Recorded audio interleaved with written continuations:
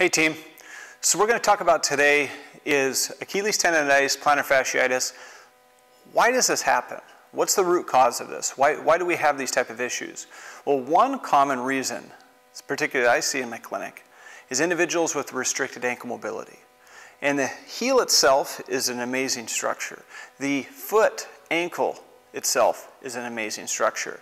And you have on one side the Achilles tendon, which connects two muscles, the gastrocnemius and the soleus.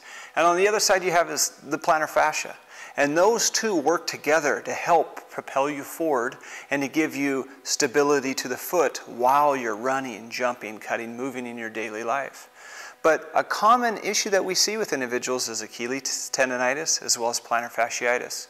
But what are some of the causes of these dysfunctions? And one is restricted ankle mobility.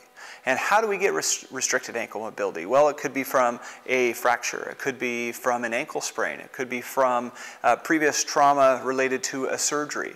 Anything that restricts the ankle itself can start causing over time plantar fasciitis issues or Achilles tendonitis issues.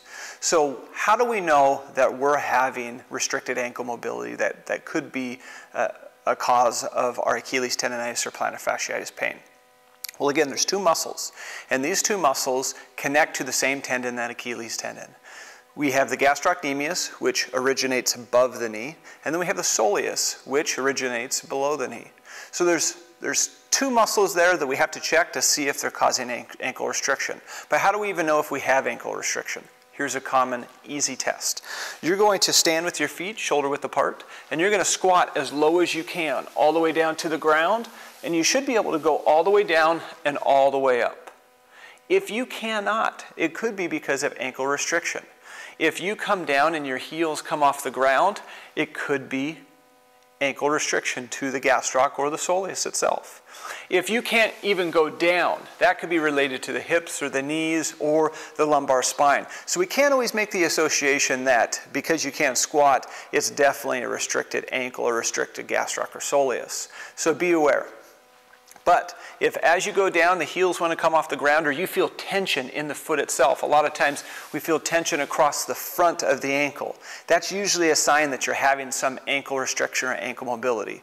So two simple stretches that you can do. One for the gastrocnemius and the other for the soleus, very easy to do for either prevention or assisting in the symptoms that you're having with Achilles tendonitis or plantar fasciitis. So how do we do those? You're going to stand here, and it's best for this first one to be in front of a wall. You're going to take a half step forward, and you're going to turn the toe in just a little bit. And by turning the toe in just a little bit, that's going to lock the ankle in place. You're going to now lean forward lightly. Lean forward lightly, but you're going to keep the knee straight. By keeping the knee straight, again, you're going to stretch more of the gastrocnemius. You're going to feel it more up into the calf muscle itself. And we know this because the gastrocnemius originates above the knee. So you're going to keep that toe locked in to help the ankle. You're going to keep the knee straight, and you're going to lean forward by bending this knee until you feel a pull into the ankle. So that's a simple stretch you can do for the gastrocnemius. Well, what about the soleus? The soleus, again, originates below the knee. So we have to keep the knee bent while we're doing the exact same stretch. So again, we're going to take a half step forward. We're going to turn this foot in to lock it in place, but instead of leaning forward into it, we're going to bend both knees and we're going to squat towards the floor with the weight on the heel. This is going to assist in keeping the heel down, and we should feel this one now more down here by the Achilles tendon, maybe a little bit above it.